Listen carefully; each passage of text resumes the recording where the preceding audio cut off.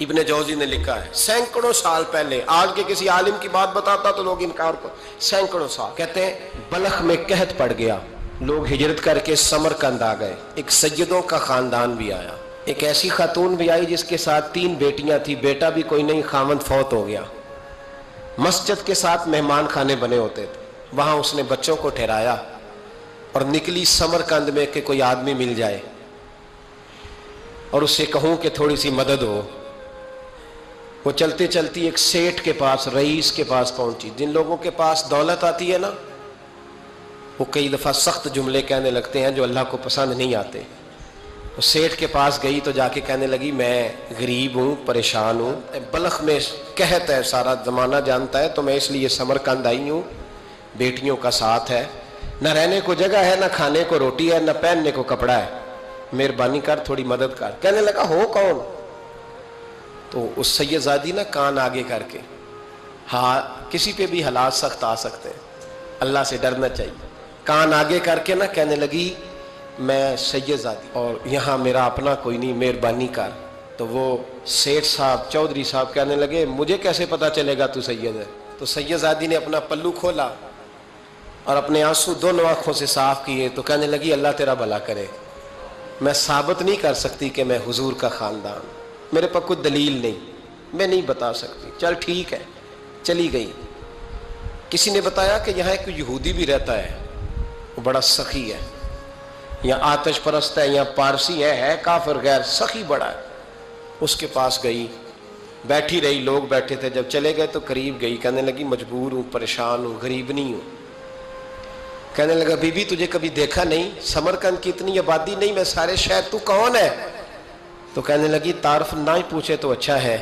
اس نے کہا چلو اگر پتہ چل جائے تو۔ کہنے لگی میں مسلمانوں کے نبی کی اولاد ہوں، مسلمانوں۔ اس نے کہا پیغمبر خدا کی اولاد؟ اٹھ کے کھڑا ہو گیا، بی بی کو ساتھ لیا، گھر گیا، کہنے لگا جو صاف ستھرا کمرہ ہے نا اسے پھر دھو ڈالو، ایک دفعہ پھر دھو ڈالو۔ کمرہ دھلایا، صاف کرایا، پھر کہنے لگا بی بی میرے برتن زیادہ صاف ستھرے نہیں، میں نئے نہ خرید کے لا دوں۔ پھر نئے برتن لایا، پھر اپنے بچوں سے کہنے لگا اونچا نہ بھولنا کہ سیدہ فاطمہ کی شہزادیاں آئی ہیں، یہاں کوئی شخص اونچی بات نہ کرے۔ پھر کہنے لگا بی بی جو میرا بالکل طیب اور حلال رزق ہے نا، یہ اس میں سے لنگر ہے، لیکن چونکہ میں غیر مسلم ہوں، مجھے سلیقے نہیں آتے، جیسا تیسا بھی ہو نا اسے قبول کر لینا۔ خاتون کو کہنے لگا یہ گھر ہے، جب تک جی چاہے یہاں رہنا، اور دیکھنا ہو سکے تو رات اپنے نبی سے سفارش کرنا، میرا بھی کوئی مسئلہ، میری بھی کوئی قبولیت کہیں ہو جائے۔ وہ مسلمان کہلانے والا رات کو سویا، کہتے جنت سجی ہوئی ہے، لوگ جنت میں جا رہے ہیں، لائنیں لگی ہوئی ہیں، نبی پاک لوگوں کو جنت میں بھیج رہے ہیں، میں بھی دوڑ کے لائن میں لگ گیا، فرشتے نے میرا بازو پکڑا، کہا پیچھے ہٹ، تو میں دوڑ کے حضور کی بارگاہ میں گیا، میں حضور سارے جنت میں جا رہے ہیں، یہ مجھے نہیں جانے دیتا۔ تو نبی پاک نے فرمایا تو کون ہے؟ کہ یا رسول اللہ میں مسلمان ہوں۔ کہتے حضور مجھ سے فرمانے لگے کوئی دلیل ہے تیرے پاس؟ دلیل ہے کوئی تیرے پاس؟ میں چپ کر گیا۔ فرمایا میری بیٹی تیرے دروازے پر آ ہی گئی تھی تو دلیلیں پوچھنے لگ گیا تھا؟ ہم جا دوڑ جا۔ سویرے آنکھ کھلی تو گلیوں میں ڈھونڈتا پھرتا ہے، تلاش کرتا پھرتا ہے، کونے کونے میں جاتا ہے وہ سادات کا گھرانہ کہاں گیا، ڈھونڈتے ڈھونڈتے اس غیر مسلم کے دروازے پہ جا کے پہچان لیا تو کہنے لگا خدا کا واسطہ جو تو نے نوکری کی ہے نا ان کی مجھ سے 11 گنا لے لے، یہ سادات کا گھر مجھے دے دے۔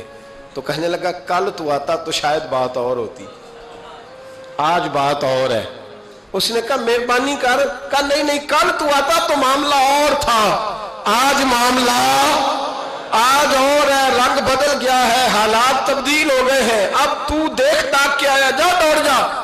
کہنے لگا نہیں مہربانی کر، دے دے، تو غیر مسلم میں تیرا کیا تعلق؟ کہنے لگا چپ کر، غیر مسلم میں کل تک تھا، کل سے سیدوں سے پیار کیا ہے تو میرے حالات سنور گئے ہیں، وہ جو نظارے تو نے رات خواب میں دیکھے ہیں میں نے جاگتی آنکھوں سے دیکھے ہیں، میں نے جاگتی آنکھوں سے، اور تو نے کسی مفتی پیر عالم کے ہاتھ پہ کلمہ پڑھا ہے، میں نے رات محمد عربی کے ہاتھ پہ کلمہ پڑھا۔